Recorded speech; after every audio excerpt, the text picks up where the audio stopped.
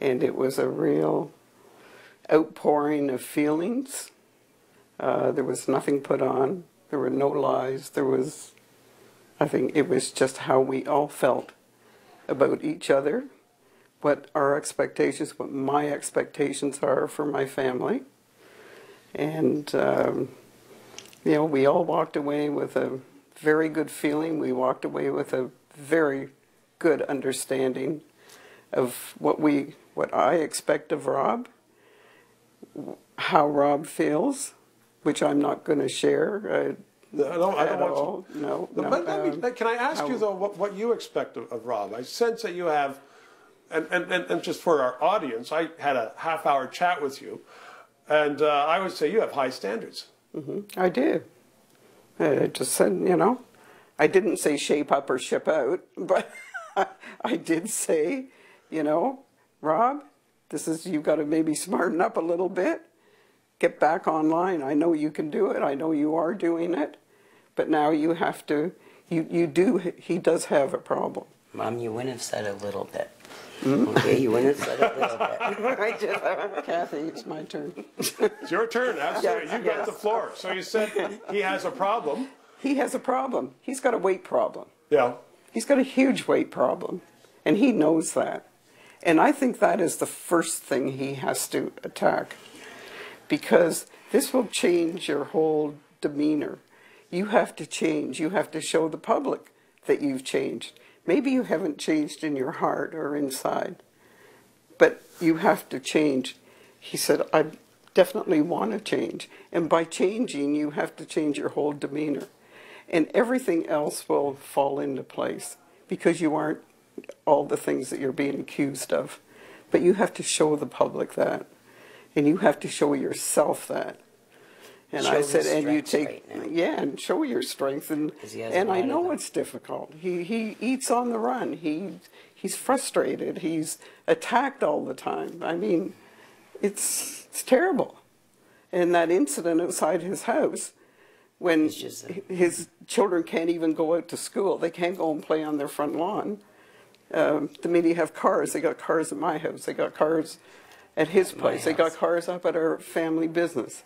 This is affecting our whole life. Yeah, totally. And we can't go out. We can't go across the road. They're stopping us across the road when I do my shopping. This is not right. So I said to Rob, you've caused all this. And he knows he has, and he's so terribly, terribly sorry. He feels dreadful. He really feels dreadful. He feels very ashamed of what he's done to the family. And so I said, okay, here's what you do. You get yourself a driver. Number 1, 5 steps. Get yourself a driver. Then, after that, you do something about your weight. And thirdly, what was the other thing I told him? About the car, the thing I didn't even know. Yeah. You mean the alcohol detector in a car? Yeah, an alcohol detector in the car. And that will prove you can't drive your car if you're drinking. So you're just not going to do that. Yeah. And what was it? 1, 2, 3, 4, 5. I can't even say. There was the drinking and the weight. Yeah. And there was there something about the company he's keeping? Sorry? Yeah, and the company he's keeping. Absolutely. Absolutely. And he just carry on. He said, Mom, I've already got that plan. Oh, and yes, see a counselor. Do get help.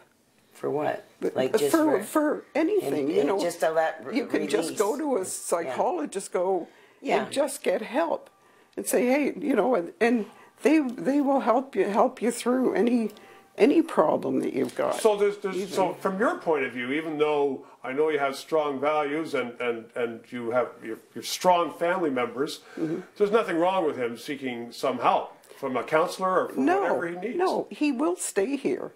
Because knowing Rob, if Rob goes away, and he's not, you know, he's not so bad that he stumbles. Sorry, Mom. That he's, you know, stumbles, you know, over and he's down and out, and he's got to have desperately in need of help. He's not that. He's not that, but he does maybe need some help in counseling, and I think he will do that. Absolutely, he will. He said, I want to. And that'll look after a lot of everything will fall into place with him. I know it will. I know it will. You just stay on the straight and narrow, stay there, and for the sake of yourself, number one, for your family, for your children, and for all of us. Can he do what you're suggesting he do, the steps and the way to improve it, while he's still on the job? Oh, of course. Absolutely. Yeah. Yeah. Do you think he needs the discipline of his job? I guess that would help. Sure. Help him along. I mean, He couldn't go, let's say he, you know, why don't you go south for a week or two or just take time out? He said, I couldn't. I couldn't just sit in Florida or wherever it might be, twiddle my thumbs. Rob has an active mind. Rob has an active body. He's got to be moving. He's got to be thinking. He's got to be productive. And that doesn't cut it. People don't understand. Take a break. Take a break. Oh, you got to step down. You got to go get help. You got to do this. You've got to do that. That's not Rob. no. And I don't think if he was really, really in dire straits for, you know, he needed help, I would be the first one. I'd put him in my car and I would be taking him, as would all of us, you know. No, he isn't there. He isn't there. Sure, he's had a few not pretty it must be upsets. disturbing because, you know, you dealt with that what came out last week, and then you had your meeting on Friday, and everybody, as you said, had a full, frank conversation. You laid down the law, if you will, or some very strong suggestions. And then today, there's another video of another incident. We don't know where or when it took place. So it's it's got to be disconcerting to you. But it's the same reason. Maybe he was drinking too much, and it happened. And look at somebody that would do something like that. I mean, and then sell it. It's sickening. It is. It's repulsive. And they're the people, if he is associating with them, and I mean, they can be anywhere from in politics down to like his driver, whatever. I don't know. I shouldn't even say that, but or his part-time driver, whatever he was. It was. You cannot associate with these type of people, and I'm the first one now to realize that. And I mean, the family's the best. Come in, and here's Mom here. I'm up the street. Doug's down the street. Randy's here. Come on, enough's enough. I mean, I just want to see him get on with it. You both must have been disappointed to hear or to read of or to see some of the characters that he was associated with. Especially Alicia, it sounds like his occasional driver or whatever. I had no idea. Well, know what? I don't think this guy is as they are making him out to be. I'm sorry. I don't know. I'm talking where maybe I shouldn't, because I've met him a couple of times, and even when Rob's come over to the house, he said, Kath, and I said, what's up, Rob? And he told me, and he said, I haven't seen this guy. I mean, they're saying this and that. Kath, I haven't seen it. And honestly, Rob was over one night with him, and this guy didn't do anything. He sat there with Rob. And it was like, I'm like, wow, you know. So, but now there's a lot of evidence out that this guy's not and I don't know the evidence, Steve. Yes, and that's why I said maybe I should be saying this, because I don't know. But your mother's never met him. No. But he's lived in the area. I mean, I was like, don't be going like that, Mom. Oh, I don't have nothing to do with anything.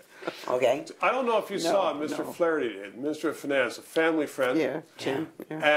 And he, at the podium, talking about economics, question and answer afterwards, and he choked up. When he was asked about your son. And 6 or 7 minutes of seconds of silence. And he was visibly, and then he spoke in a very strained voice. These people you have lots of close family friends. He is sterling. He is a wonderful person. And there's the support, Steve, I was telling you about. I mean, it's huge. And but you grew up with it, and your sons grew up with it. So I know that sometimes you have a great smile. We've been smiling at some of these stories, but also you are clearly concerned. Of course we're concerned. And are you hurt by it? Absolutely. My heart has been broken by this, because of the situation that he's in, but my heart breaks for my son. Exactly. It really, my it brother. really does, and then because he's, I feel like you I know, have to defend him. Yeah, he's been attacked. Well, yeah, but He's been as a sister really- and a mom, yeah, you're defending him. Yeah. And Yeah. that's one Yeah. of the reasons why we Yeah. wanted to chat with you, Yeah. because we want to hear that. Mm-hmm. And and for people who don't know your son that well, and they don't know you, Yeah. or you, Kathy, Mm-hmm. to understand the kind of family that he has. Yeah. Mm-hmm. I sat back and watched a lot in the past years, and him being browbeaten and bullied when he didn't do anything wrong, when he was accomplishing things, a lot of things. Mm-hmm. But this is what made me just lash out, and as people know, I just void the media as much as I can, but I had to fight back, and I had to say, hey, pack it up. To the people that are jumping on the bandwagon, some people don't even know. Let the city hall run and do their jobs. Don't, and the councillors that say, we want to get back to doing business, well then don't go out and just stand in front of the camera. Business never stops at City Hall. No. Never Just stop. keep going. But you know, let's you know, again, you know, what, we don't know each other, but let's just be candid about this. Mm-hmm. Politics is a tough game. It is. You know that.